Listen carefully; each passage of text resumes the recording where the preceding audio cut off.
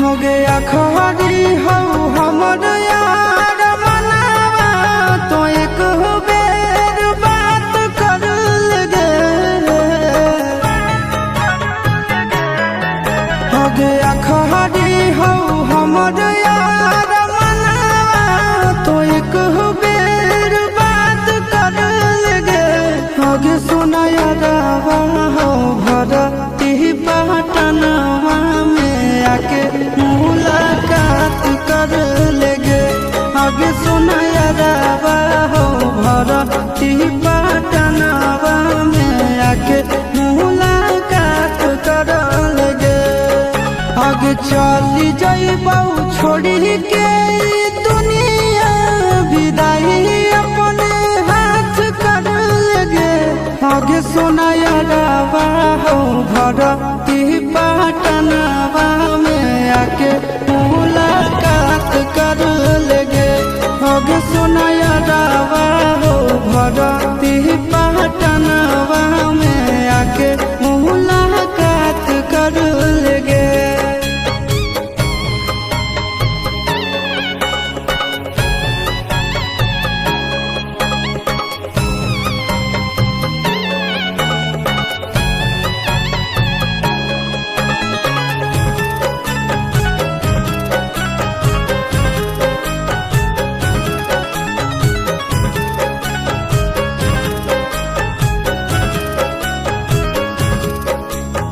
मरे घर पनिया पिलाई दी है जाएंगे।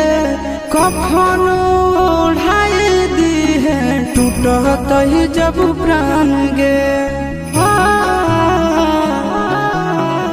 मरे घर पनिया पिलाई दी है जाएंगे। कफन ओढ़ाई दी है टूटत ही जब प्राण गे। आगे हमारा से तोरा जाती प्यार होता भेंट साक छात कर लगे। आगे सुना यारवा हो भरती पटनवा में आके मुलाकात कर लेगे। आगे सुना यारवा हो भरती पटनवा में आके मुलाकात कर लेगे।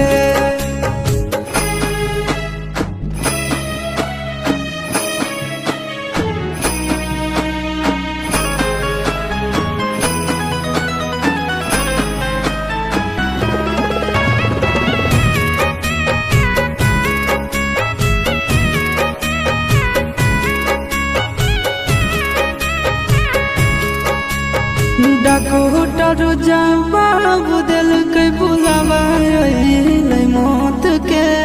देखी के चेहरा जानू चल जाई है लौट के। डॉक्टर जवाब दिल के बुलावा मौत के। देखी के चेहरा जानू चल जाई है लौट के। आगे अमन आलम दिला आशीष नंदन से औरी बिसवा घात कर लगे। आगे सुना यारवा हो भरती पटनवा में आके मुलाकात कर लेगे। आगे सुना यारवा हो भरती पटनवा